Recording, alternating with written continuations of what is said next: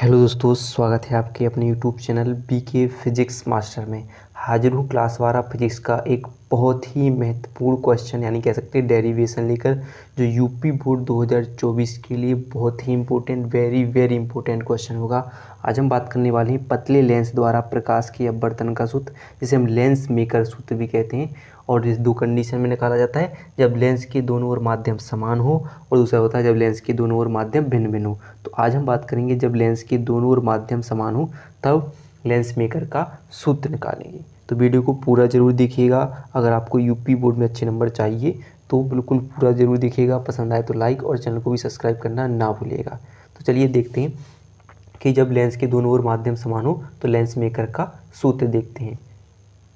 ठीक है, तो चलिए सबसे पहले देखिए, मान के पतले लेंस द्वारा तो क्या करते हैं, पतले लेंस। तो सबसे पहले एक पतला लेंस बनाते हैं। बस जैसा बोलता जा रहा हूँ वैसे आपको लिखते जाना है कि माना एक पतला लेंस।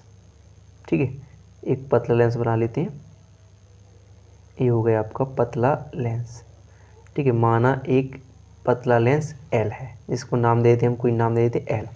माना एक पतला लेंस क्या है, एल है, जो एक ऐसे माध्यम में स्थित है जिसके दोनों ओर यानी जिसके दोनों ओर अपवर्तनांक n1 है। ऐसे मान लेते हैं इसके दोनों ओर अपवर्तनांक क्या है, n1 है, और इसके बीच में और इस कांच का अपवर्तनांक जो लेंस है इसका अपवर्तनांक क्या है, n2 है। मान लेते हैं क्या है, इसका अपवर्तनांक n2 है, और इसके दोनों ओर माध्यम क्या है, n1 है।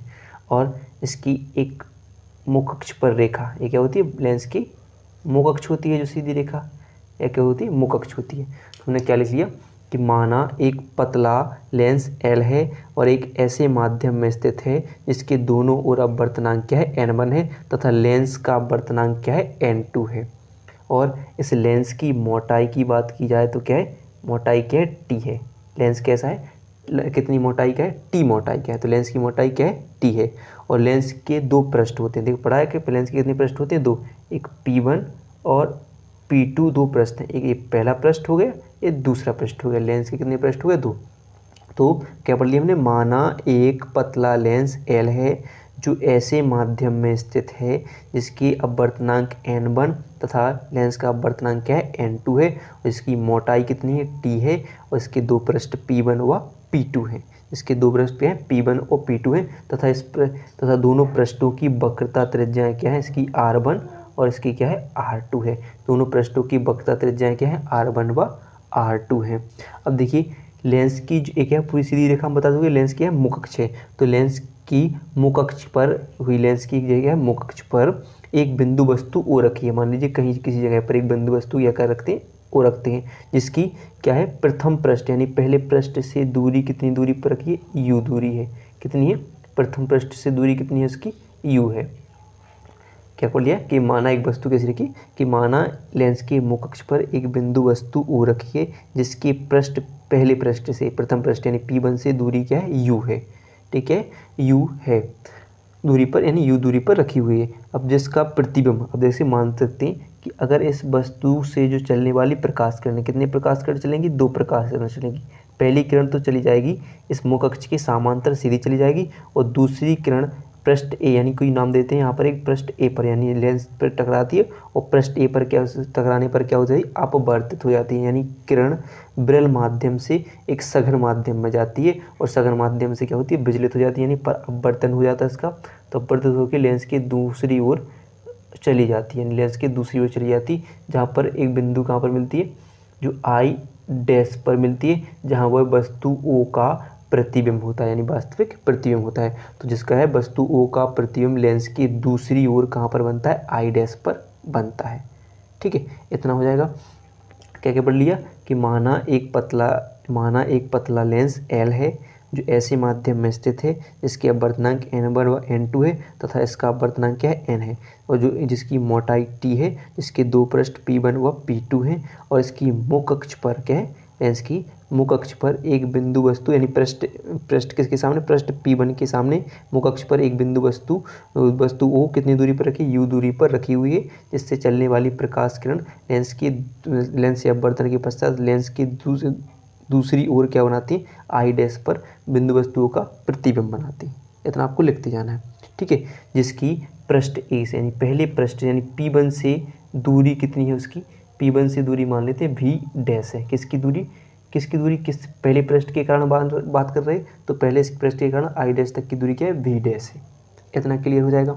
ठीक है, अब क्या होता है, जो वस्तु I' है, अब पृष्ठ 2 की बात कर रहे हैं कि जो I' है वो पृष्ठ 2 के लिए आभासी वस्तु का कार्य करती है।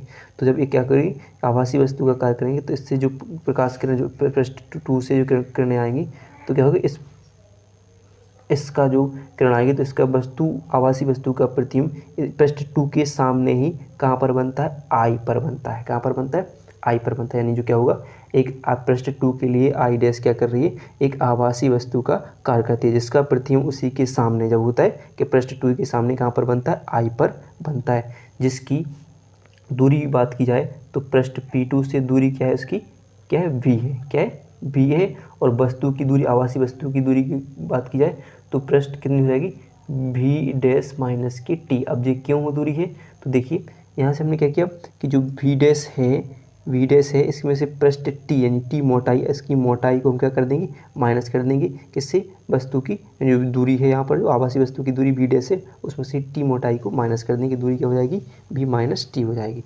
तो ये हो जाएगी, यहाँ तक इतना क्लियर हो जाएगा। तो ये बन गया चित्र हो जाएगा। अब आपने पढ़ा हुआ कि जब प्रकाश एक माध्यम से दूसरे माध्यम में जा रहा है तो उसका अपवर्तन हो रहा है, तो हम लिखेंगे कि जो पहले पृष्ठ में हमने अपवर्तन पढ़ा था, तो क्या होगा, प्रथम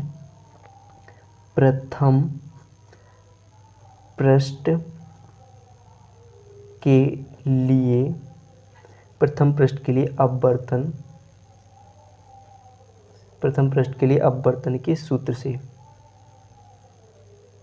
ठीक है, प्रथम पृष्ठ के लिए अपवर्तन के सूत्र से। तो इतना तो हम पढ़ चुके कि माना एक पतला, लिखोगे ऐसे भाषा कैसे लिखोगे कि माना एक पतला लेंस L है जो एक ऐसे माध्यम में स्थित है जिसके दोनों ओर अपवर्तनांक N1 तथा लेंस के पृष्ठ पर अपवर्तनांक N2 है, जिसकी मोटाई T है और जिसके दो पृष्ठ P1 व P2 है। फिर लेंस के मुख अक्ष पर U दूरी पर एक वस्तु O रखी है, और बस U दूरी से जो वस्तु O रखी है, वस्तु से चलने वाली प्रकाश किरण लेंस से अपवर्तन के पश्चात लेंस की दूसरे पृष्ठ पर की दूसरी ओर क्या बनाती हैं, I' पर वस्तु O का प्रतिबिंब बनाती हैं। फिर जो I' क्या करता है, पृष्ठ 2 के लिए आभासी वस्तु का कार्य करता है, जिसका प्रतिबिंब उसी के सामने I पर बनता है। जिनकी दूरियाँ क्या है, यहाँ पर देखिए प्रतिबिंब की दूरी उसके लिए V है और वस्तु की दूरी है V माइनस T है। फिर हम बात करते हैं जब ऐसे पृष्ठ इनमें क्या हो रहा है, अपवर्तन की, फिर हम देखेंगे तब प्रथम पृष्ठ के लिए क्या है, अपवर्तन की सूत्र से देखते हैं। तो निर्धारण करेंगे तो प्रथम पृष्ठ के लिए अपवर्तन का सूत्र क्या होता है, अपवर्तन का सूत्र पढ़ा हमने N2V माइनस N1 बटे U बराबर N2 माइनस N1 बटे R। एक इसके लिए सूत्र होता है, किसका सूत्र होता है, अपवर्तन का सूत्र होता है। और हम बात करते हैं प्रथम पृष्ठ के लिए, तो प्रथम पृष्ठ के लिए क्या हो जाएगा, N2 बटे V। अब V क्या होती है, वस्तु की दूरी, प्रतिबिंब की दूरी होती है। तो यहाँ पर देखेंगे हमारे लिए जो पहला पृष्ठ था इसके लिए प्रतिबिंब की दूरी क्या थी, V' थी। क्या थी, V'। तो क्या लिखे, V' माइनस N1 बटे वस्तु की दूरी क्या थी, तो U थी, तो U ही लिखेंगे, बराबर क्या होगा, N2 माइनस N1 बटे, अब पहले पृष्ठ की वक्रता त्रिज्या क्या थी, हमने क्या लिखी थी, R1, तो हम क्या लिख देंगे, R1, और इसे नाम दे देंगे समीकरण 1। ठीक है, इतना हो जाएगा क्लियर। फिर देखिए, अब देखिए दूसरे पृष्ठ के लिए, तो भाई द्वितीय पृष्ठ के लिए, द्वितीय पृष्ठ के लिए, ठीक है, अपवर्तन, ठीक है, लेंस के अपवर्तन का सूत्र होता है, तो अपवर्तन के सूत्र से दूसरे पृष्ठ के लिए। अब बात करें P2 पृष्ठ के लिए, तो P2 पृष्ठ के लिए वही सूत्र हो जाएगा सेम। अब देखिए, अब यहाँ पर एक बात रखनी है, पहले बात हो रही थी प्रकाश कैसा जा रहा था कि जो ये क्या था, कौन सा माध्यम था आपका, जो विरल माध्यम से किसमें, सघन माध्यम से जा रहा था। अब यहाँ पर क्या होगा, उल्टा चलेगा, ऐसे यहाँ से यहाँ की ओर जाएगा, यानी किससे, सघन से कहाँ पर जाना है उसके लिए, विरल माध्यम में। ठीक है, सघन से किस में जाना है, उल्टा विरल माध्यम में जाना है। तो क्या होगी, जो स्थितियाँ होंगी वो चेंज हो जाएंगी। जहाँ पर आप N2 लिखोगे वहाँ पर आपको बदलना है, N1 कर देना है, और जहाँ पर N1 लिखोगे वहाँ पर N2 कर देना है, यानी उसकी अपवर्तनांक बदल जाएंगी। तो द्वितीय पृष्ठ के लिए बात कर रहे हैं, तो द्वितीय पृष्ठ के लिए क्या लगोगी, तो जहाँ पर देखिए सूत्र क्या है आपका N2, तो N2 की जगह हम क्या बता रहे हैं, मान बदल जाएंगे। ये तो अभी विरल माध्यम से सघन में जा रहे थे, अब क्या है, अब उसी में सघन से विरल में जा रहे हैं तो स्थितियाँ चेंज हो जाएंगी उनकी, अपवर्तनांक चेंज हो जाएंगे। तो n2 की जगह n1 और n1 की जगह n2 लिखोगे। तो पहले पृष्ठ के लिए n2 बटे क्या है v, तो यहाँ पर v क्या है, पहले पृष्ठ के द्वितीय पृष्ठ के लिए वस्तु की दूरी, प्रतिबिंब की दूरी क्या है, तो क्या थी v थी, तो वही लिख देंगे v माइनस, अब क्या है n1 है तो n1 की जगह हमें क्या लिखना है, n2 लिखना है। और u वस्तु की दूरी क्या है इसके लिए, तो v डैश माइनस टी, तो क्या लिखेंगे v डैश माइनस के टी, और बराबर हो जाएगा n2। अब देखिए क्या है n2 माइनस n1, तो n2 की जगह क्या लिखना है हमें n1 और n1 की जगह क्या लिखना है n2, और वक्रता त्रिज्या क्या है दूसरे पृष्ठ के लिए r2, तो आप लिखोगे r2। ठीक है, इतना हो जाएगा। चूँकि अब एक बात देखिए, ध्यान रखिए कि चूँकि क्या है लेंस बहुत पतला है, लेंस बहुत पतला है, कैसे पतले लेंस की बात करें तो लेंस बहुत पतला है। ठीक है, तो लेंस बहुत पतला है तो जो टी का मान होगा, टी का मान जो होगा, टी बहुत छोटी दूरी होगी। टी का मान क्या होगा, लेंस बहुत पतला है, टी मोटा, मतलब टी मोटाई की बात है, बिल्कुल पतला है तो टी बहुत छोटी दूरी होगी, और जिसे हम क्या कर देंगे, छोड़ देंगे, जिसे हम क्या कर देंगे, छोड़ देंगे, यानी उसे हम नहीं लिखेंगे, छोड़ देंगे। तो क्या लिखेंगे, तो यहाँ पर हो जाएगा n1 v minus n2 v dash, तो लिख देंगे क्या हो जाएगा, v डैश हो जाएगा, और t को क्या कर देंगे हम छोड़ देंगे, और क्या होगा n1 माइनस n2 बटे r2, और इसे मान लोगे आप समीकरण 2 मान लोगे, क्या मान लोगे, समीकरण 2 मान लोगे। इतना क्लियर है। फिर देखिए, अब देखिए जो समीकरण 1 और समीकरण 2, समीकरण 1 और समीकरण 2 को जोड़ने पर, तो आप लिखोगे समीकरण 1 व 2 को जोड़ने पर, क्या करने पर, जोड़ने पर। तो जोड़ते कैसे, जो दायां दायां पक्ष और बायां बायां पक्ष एक दूसरे के साथ जुड़ जाते हैं, तो ए और ए पक्ष जुड़ जाएंगे, ए और ए पक्ष जुड़ जाएंगे। तो आप देखोगे पहले के लिए लिखेंगे, तो पहला क्या है था आपका n2 बटे वी डैश माइनस n1 बटे यू, ये हो गया, प्लस अब इसका पक्ष क्या था n1 बटे v माइनस n2 बटे v डैश, बराबर क्या हो जाएगा, इसका पक्ष क्या था n2 माइनस n1 बटे r1 प्लस यहाँ पर क्या हो जाएगा n1 माइनस n2 बटे r2 हो जाएगा। इतना क्लियर है। फिर देखिए यहाँ पर देखिए n2 v डैश, यहाँ पर माइनस का n2 v डैश एक दूसरे से क्या होगा, कट जाएंगी। अब क्या बचा आपका माइनस की n1 u plus n1 v बचा, और यहाँ पर क्या होगा आपको n2 माइनस n1, और वही सेम टू सेम देखो n2 माइनस n1 ऐसे भी कह सकते हैं, n2 माइनस n1 ऐसे भी कहते हैं, तो दोनों में n2 माइनस n1 है, तो n2 माइनस n1 को आप ले लीजिए कॉमन, और अंदर क्या हो जाएगा आपका 1/r1 माइनस के 1/r2 बच जाएगा, क्या बच जाएगा, r2 बच जाएगा। जिसको चिन्ह को पलटेंगे तो जो चिन्ह यहाँ पर क्या हो जाएगा, माइनस ही का चिन्ह रहेगा। ठीक है, तो यहाँ पर क्या हो जाएगा n2 माइनस n1, और क्या हो जाएगा r1 हो जाएगा, 1/r1 माइनस 1/r2 हो जाएगा। चूँकि अब यहाँ देखिए यहाँ पर भी n1 है और यहाँ पर भी n1 है, तो अब क्या करोगे n1 को कॉमन लोगे, अंदर क्या बचेगा 1/v माइनस 1/u हो जाएगा। मान लीजिए यहाँ पर माइनस का गुणा करते हैं, सब यही चेंज हो जाएगा, तो हो जाएगा, तो यहाँ पर क्या बचेगा आपका n2 माइनस के n1, और अंदर क्या बचा 1/r1 माइनस के 1/r2 बच जाएगा। ठीक है, ये हो जाएगा। अब देखिए चूँकि n1 को इन दोनों के नीचे पहुँचाते हैं, तो 1/v माइनस 1/u बराबर, अब ये दोनों के नीचे जाएगा, तो यानी n2/n1 होगा और n1/n1 होगा, और यहाँ पर क्या होगा 1/r1 माइनस 1/r2 हो जाएगा।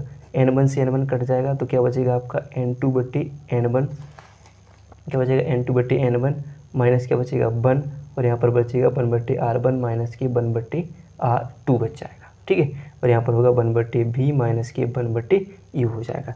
चूँकि अब देखिए यहाँ पर देखिए जो n2/n1 है, यानी n2/n1 है जो कि बात कर रहे हैं, जो क्या है पहले माध्यम के सापेक्ष दूसरे माध्यम का अपवर्तनांक, जैसे हम लिख सकते हैं पहले माध्यम के सापेक्ष दूसरे माध्यम का अपवर्तनांक है, या आप इसे लिख दो या सिर्फ लिख दो n लिख दो, तो आप लिख दोगे n-1, इसकी जगह या तो आप ऐसा रख दो या केवल मान दो n मान दो, तो n-1, और यहाँ पर हो जाएगा 1/r1 माइनस के 1/r2 हो जाएगा, और यहाँ पर क्या बचा 1/v माइनस के 1/u, यानी आप चाहो तो इतना भी आपका लेंस मेकर का सूत्र हो जाएगा। ठीक है, इतना भी आपका लेंस मेकर का सूत्र हो जाएगा। और अगर आपको और आगे करना हो तो अगर फोकस दूरी के पदों में लिखना हो उसे किसके रूप में, फोकस दूरी के लिए, तो क्या लोगे, फोकस दूरी के लिए यानी फोकस दूरी के पदों में, तो फोकस दूरी के पदों में क्या होगा, तो मान लेंगे कि यदि वस्तु मान लेते हैं कि अनंत पर रखी हो, यदि वस्तु कहाँ पर हो, अनंत पर हो, तब क्या हो जाएगा, आपका जो यू वस्तु है वो कहाँ पर है, अनंत पर है। तो जब वस्तु अनंत पर रखी होती है तो वस्तु का प्रतिबिंब कहाँ पर बनता है, फोकस पर बनता है, यानी वी कहाँ पर बनता है, आपका एफ पर बनता है। तो यानी यू बराबर क्या होगा, अनंत हो जाएगा, बी बराबर क्या हो जाएगा, एफ। तो आप इसमें रख दोगे कि 1/बी की जगह क्या लिख दोगे आप, एफ लिख दोगे, और माइनस अनंत की जगह यू की जगह क्या लिख दोगे, अनंत। और यहाँ पर हो जाएगा आपका n-1, और यहाँ पर होगा 1/r1 माइनस के 1/r2 हो जाएगा। ठीक है, चूँकि अनंत का मान क्या होता है, क्योंकि अनंत बराबर क्या होता है, 0 होता है। तो आप क्या हो जाएगा, आपका हो जाएगा 1/f बराबर क्या हो जाएगा, क्या होगा, n-1 और 1/r1 माइनस 1/r2 हो जाएगा। यानी आपका सूत्र, लेंस मेकर का सूत्र फोकस दूरी के पदों में लिखा जाएगा और ये आ जाएगा आपका आंसर। ठीक है, ये हो जाएगा आपका सूत्र। अगर वीडियो पसंद आई हो तो वीडियो को लाइक और चैनल को सब्सक्राइब करना ना भूलिएगा।